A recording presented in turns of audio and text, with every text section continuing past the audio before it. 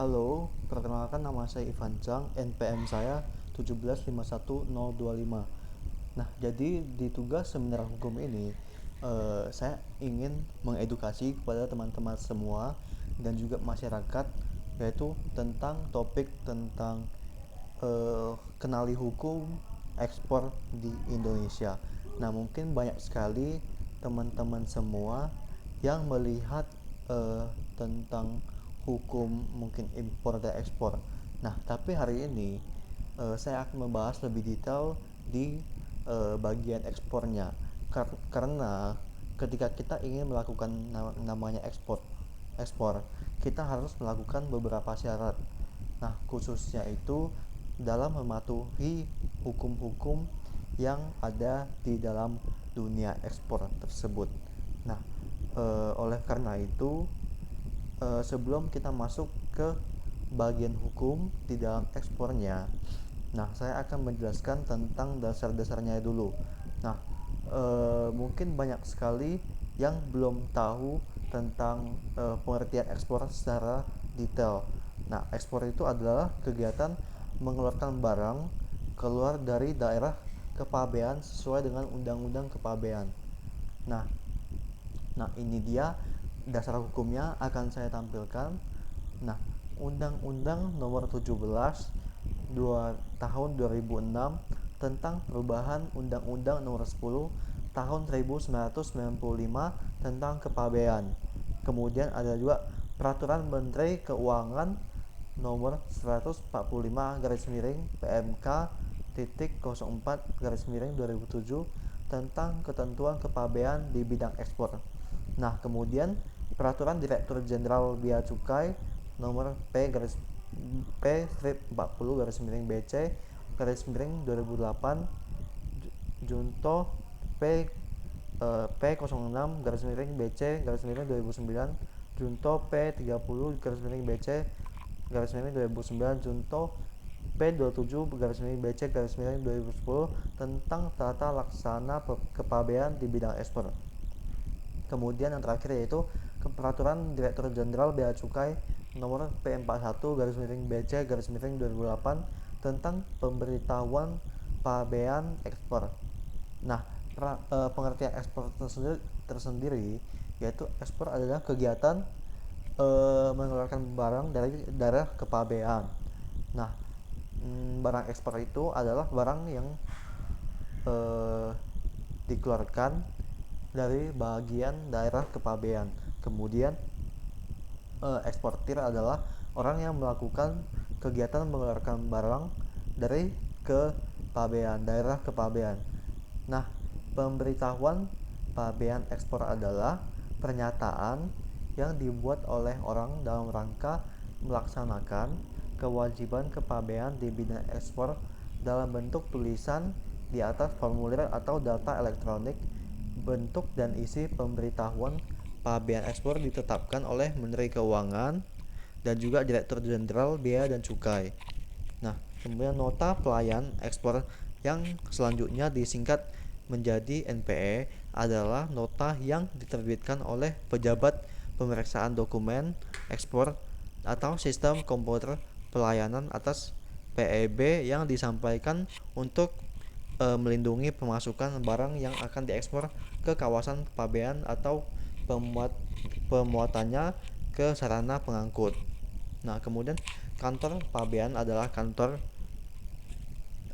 pelayan utama bea cukai dan kantor pengawasan dan pelayanan bea cukai yang tempatnya dipenuhi oleh kewajiban pabean. Nah, itu adalah yang berhubungan dengan tempat-tempat yang harus diurus dalam hal dokumen-dokumen dan juga kepatuhan hukum di bagian ekspor.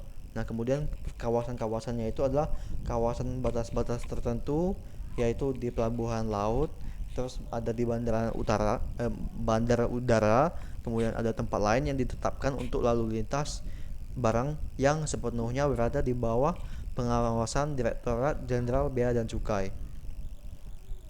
Nah, untuk prosedurnya kepabean ekspor yaitu eksportir wajib memberitahukan barang yang akan diekspor ke kantor kepabean pemuat dengan menggunakan PEB disertai dokumen pelengkap pabean. Nah, kemudian PEB itu disampaikan paling cepat 7 hari sebelum tanggal perkiraan ekspor dan paling lambat sebelum barang ekspor masuk ke kawasan pabean. Nah, kemudian untuk dokumen-dokumen pelengkap yang harus dipenuhi untuk para eksportir yaitu invoice dan juga packing list, kemudian bukti bayar PNBP, kemudian bukti bayar bea dan bukti bea keluar dalam hal yaitu di bidang ekspor kita harus memenuhi biaya keluar barang tersebut. Kemudian ada dokumen dari instansi teknis terkait dalam hal barang ekspor terkena ketentuan atau larangan atau pembatasan. Kemudian penyampaian PEB dapat dilakukan oleh eksportir atau yang dikuasakan kepada pengusaha pengurusan jasa kepabean atau yang disingkat menjadi PPJK. Nah, kemudian pada kantor pabean yang sudah menerapkan sistem PDE yaitu pertukaran data elektronik ke pabean, eksportir PPJK wajib menyampaikan PEB dengan menggunakan sistem PDE kepabean. Nah, kemudian saya akan lanjut menjelaskan detail tentang sanksi-sanksi yang ada di dalam dunia ekspor. Nah, kemudian mengekspor tanpa menyerahkan pemberitahuan kepabean dapat dipidana penjara paling singkat 1 tahun, paling lama 10 tahun, dan dipidana denda paling sedikit 50 juta rupiah, paling banyak 5M.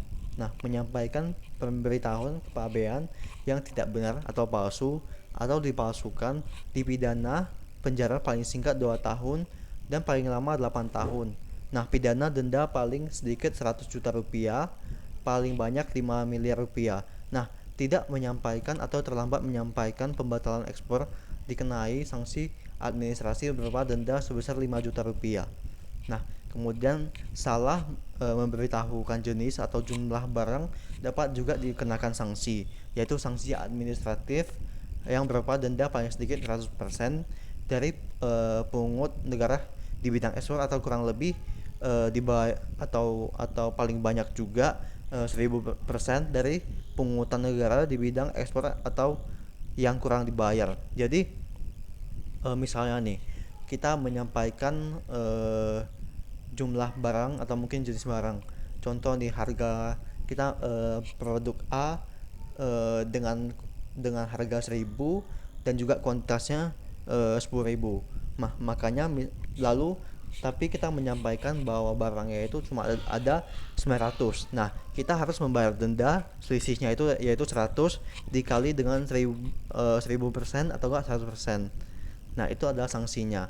Nah, jadi teman-teman jika ingin melakukan ekspor harus hati-hati dan juga harus sejujur-jujurnya karena ini menyangkut juga tentang penggelapan, maksudnya seperti itu. Nah, kemudian saya akan menjelaskan tentang pengecekan dokumen, yaitu meliputi ada atau tidak diblokir oleh eksportir atau PPJK. Nah, kemudian harus dicek juga dokumen pelengkap pabean sesuai dengan PEB, dokumen lengkap, bukti bayar PNBP, bukti bayar bea keluar.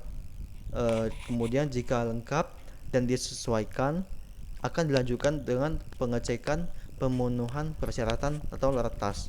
Nah, kemudian jika tidak lengkap dan tidak sesuai diterbitkan nota pemberitahuan penolakan atau NPP.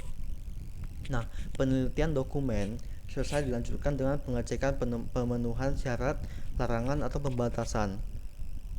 Jika sudah dipenuhi atau diterbitkan NPE, jika belum dipenuhi atau diterbitkan nota pemberitahuan persyaratan dokumen NPPD. Nah, penelitian dokumen dan ketentuan retas selesai dilanjutkan dengan pengecekan perlu atau tidak dilakukan pemeriksaan fisik. Nah, jika tidak dilakukan pemeriksaan fisik, akan diterbitkan NPE. Nah, jika dilakukan pemeriksaan fisik, diterbitkan pemberitahuan pemeriksaan barang atau PBB. maksud saya PPB. Nah, kemudian pemeriksaan fisik barang ekspor itu jika sesuai akan diterbitkan NPE. Kemudian jika tidak sesuai, barang akan disegel dan kemudian dan diteliti barang lebih lanjut oleh pejabat pemeriksa dokumen ekspor atau PPDE. Nah, kemudian untuk kegiatan nomor 3 yaitu pengecekan pemenuhan persyaratan larangan dan atau pembatasan yang disebut LARTAS pada kantor kepabean yang telah menerapkan sistem NSW yaitu Indonesian National Single Window Export. Nah, kemudian pengecekan pemenuhan persyaratan LARTAS yang dilakukan melalui portal INSW pada PEB akan disampaikan ke kantor kepabean. Dikarenakan letak Indonesia yang sangat strategis dalam jalur perdagangan menjadikan Indonesia sebagai negara yang aktif dalam melakukan kegiatan ekspor dan impor. Nah, namun tidak juga sedikit kegiatan ekspor yang dilakukan oleh pengusaha BUMN di Indonesia. Nah, terlibat masalah seperti ekspor ilegal. Nah, tentu kasus ekspor ilegal itu juga banyak terjadi di Indonesia. Nah, kemudian sepanjang tahun ini dari tahun 2020 ke belakang sudah terjadi kerugian lebih dari 500 juta dolar Amerika atau sekitar lebih dari 8 triliun yang dilanggar oleh para eksportir ilegal yang ada di Indonesia. Nah, dan juga negara rugi sebesar itu. Nah, nah, di sini berbagai pelanggaran hukum yang dilakukan oleh pelaku usaha yang merugikan keuangan negara maupun pelanggaran lainnya tertentu yang dapat membawa kerugian yang cukup signifikan, mulai dari rusak atau menurunnya reputasi atau nama baik pelaku usaha, blacklist sampai ke sanksi pidana. Sebagai contoh adalah sanksi terhadap pemalsuan dokumen impor atau ekspor sebagaimana yang dijelaskan dalam kasus tersebut, dan juga yaitu menyerahkan pemberitahuan pabean atau dokumen-dokumen pelengkap pabean yang palsu atau dipalsukan. Kemudian ada juga pelanggaran yaitu membuat atau menyetujui atau turut serta dalam pemalsuan data ke dalam buku atau catatan, yaitu dapat dipidana dengan penjara paling singkat 2 tahun dan pidana penjara paling lama 8 tahun atau dan juga denda 100 juta rupiah dan paling banyak 5 miliar rupiah. Nah, selain itu, banyaknya pihak yang terkait dalam kegiatan ekspor impor ini tentu menuntut para pelaku usaha untuk memahami ketentuan perundang-undangan yang berlaku dan lebih hati-hati dalam melaksanakan kegiatan usahanya, mulai dari aspek kontrak bisnis dengan rekan ekspor impor maupun dengan para distributor. Kemudian aspek pengangkutan atau transportasi, aspek perlindungan asuransi terhadap produk ekspor impor, aspek perdagangan yang mencangkup perlindungan terhadap konsumen yang membeli barang ekspor atau impor tersebut.